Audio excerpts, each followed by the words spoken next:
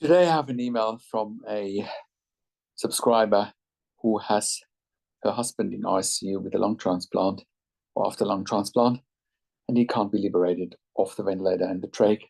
And she's wondering if he can go home. So I've got the answer to that question today. My name is Patrick Hutzel from intensivecareathome.com, and let's read out the email from Maeve, who says, "Hi Patrick, my husband's lung transplant was back in May, and after 5 really hard months, he was finally liberated from the ventilator. And then he was ready to go to rehab. After only 1 week, he developed a pneumonia in rehab, and he was already starting at not properly addressed by the rehab facility, and he was back in ICU, needing full ventilator support just within a couple of days.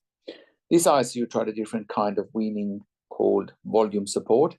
The other ones always did pressure support. My husband was so calm and relaxed on it and was doing very well. So now my husband is very anxious again since they changed back to pressure support.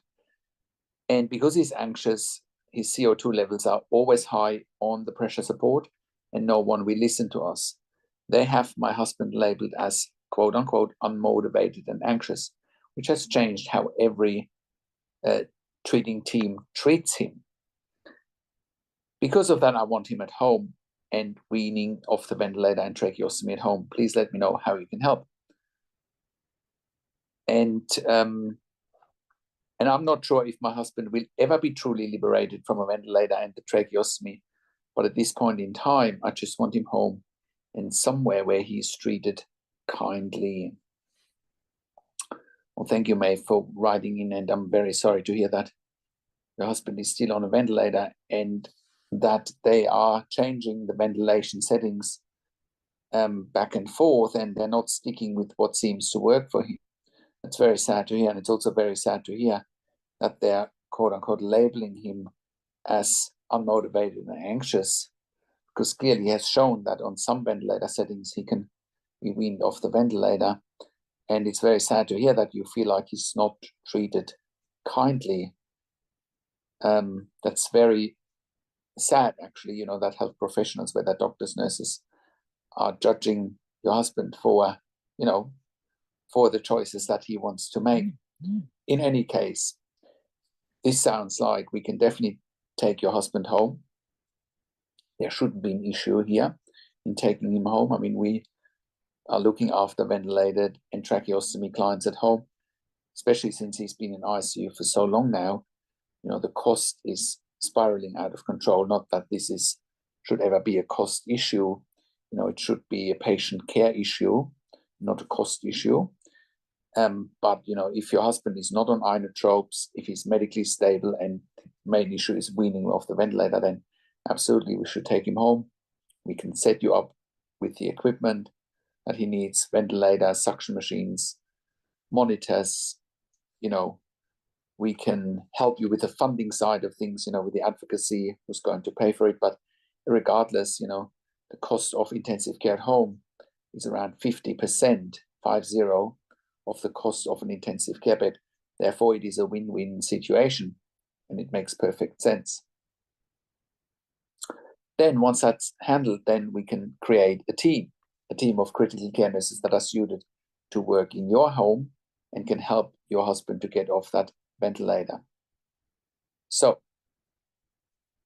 with all of that said, with intensive care at home, we are sending our critical care nurses into the home 24 hours a day, and therefore we are providing a genuine alternative to a long-term stay in intensive care for ventilation, tracheostomy, home BiPAP, home CPAP, ventilation without tracheostomy, tracheostomy without ventilation, home TPN, home IV potassium infusions, and home IV magnesium infusions. We're also providing ventilation weaning at home. We're also providing central line management, PICC line management, Hickman's line management, as well as portacath management. We're also providing palliative care at home. We're also providing nasogastric tube management and PEG tube management at home. We're also sending our critical care nurses into the home for emergency department bypass services. We have done so successfully as part of the Western Sydney Local Area Health District their In Touch program, saving approximately $2,000 per patient that we keep at home instead of going to the emergency department. And like I said, we're therefore also in a position to cut the cost of an intensive care bed by around 50%.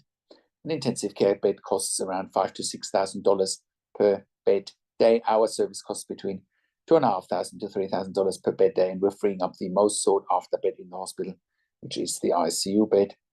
Most importantly, we're improving the quality of life of patients and their families. So it's a win-win situation for all stakeholders. With intensive care at home, we're currently operating all around Australia in all major capital cities, as well as in all regional and rural areas. We're an NDIS approved service provider all around Australia, TAC and WorkSafe in Victoria, iCare in New South Wales, NIISQ in Queensland, as well as the Department of Veteran Affairs all around Australia. Our clients and we as a provider have also received funding through public hospitals, private health funds, as well as departments of health. We are the only service provider in Australia that has achieved third-party accreditation for intensive care at home nursing in 2025. We have been achieving this level of accreditation since 2012. No other provider has achieved this high level of accreditation in the community and has created more intellectual property for intensive care at home nursing than we have. And that puts us in a position to employ hundreds of years of critical care nursing experience combined in the community.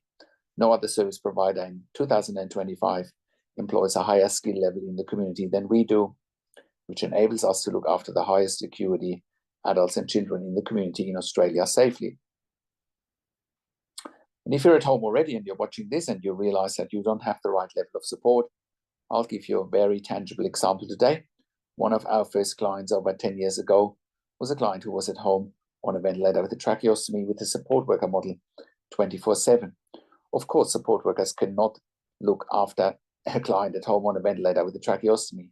That is like flying the airplane with the cabin crew instead of the pilot, because anyone on a ventilator with a tracheostomy is at very high risk of medical emergency or dying if they don't have critical care nurses looking after them 24/7, as is evidence-based and as is documented on the mechanical home ventilation guidelines that you can find on our website. So eventually this client found out about us. We were proving our concept with this client very quickly. And when we worked with the client, we sent him intensive care nurses 24 hours a day. He never ever went back into ICU ever again. And we were proving our concept there very fast. We can do the same for you if you're not safe at home, which includes the advocacy for funding that goes along with it. We have always successfully advocated for our clients, otherwise we wouldn't be in business. And this is also why we're providing level 2 and level 3 NDI support coordination. We have a team of NDI support coordinators, and they have a wealth of knowledge. I've done an interview with Amanda Richards, one of our NDI support coordinators, and we'll put a link to an interview with Amanda in the written version of this blog below the video. We're also providing TAC case management and WorkSafe case management in Victoria with Lucy McCodder. And if you're an NDI support coordinator or a case manager from another organization watching this and you're looking for nursing care for your participants, please reach out to us as well. If you're looking for funding for nursing care for your participants and you don't know how to go about it and what evidence to provide, I encourage you to reach out to us as well. We can help you with the right level of funding and with the right level of advocacy. We're also providing NDI specialist nursing assessments done by critical care nurses with a legal nurse consulting background. And if you are a critical care nurse and you're looking for a career change and you want to join a very progressive, dynamic, high-performing team of critical care nurses in the community, where we are employing hundreds of years of critical care nursing experience combined, and you're looking for a career change, we are currently hiring for jobs for critical care nurses in the home in Melbourne, Sydney, Brisbane, in Albury, Wodonga, in Bendigo, in Geelong, and in Warragul in Victoria. If you have worked in critical care nursing for a minimum of 2 years, pediatric ICU, ED, and you have already completed a postgraduate critical care nursing qualification, we will be delighted hearing from you.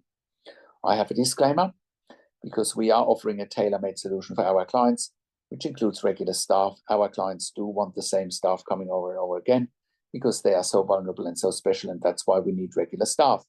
So if you're looking for agency work where you can come and go this won't be the right fit for you. We are looking for consistency and our clients are looking for consistency. So please only apply with us if you can give us regular and consistent availability for shifts and you're really keen on building relationships with us and with our clients. And if you're an intensive care specialist or an ED specialist, we also want to hear from you. We're currently expanding our medical team as well. We can also help you eliminate your bed blocks in ICU and ED for your long-term patients or for your regularly readmitting patients. With our critical care nursing team at home, we're here to help you take the pressure off your ICU, ED beds, and in most cases, you won't even pay for it. Even if you do pay for it, it's much more cost-effective than what you're paying in ICU and ED for. And if you're a hospital executive watching this and you have bed blocks in your ICU, ED, respiratory wards, please reach out to us as well. We can help you there fast. If you're in the US or in the UK and you're watching this and you need help, we want to hear from you as well. We can help you there privately and with one-on-one consulting. Once again, our website is intensivecareathome.com. Call us on one of the numbers on the top of our website or simply send us an email to info@intensivecareathome.com. And if you like my videos, subscribe to my YouTube channel for regular updates for families with intensive care at home and intensive care. Click the like button, click the notification bell. Share this video with your friends and families and leave your comment below what you want to see next, what you think about today's topics, and what insights you have from today's video. Thank you so much for watching. This is Patrick Hutzel from intensivecareathome.com, and I will talk to you in a few days. Take care for now.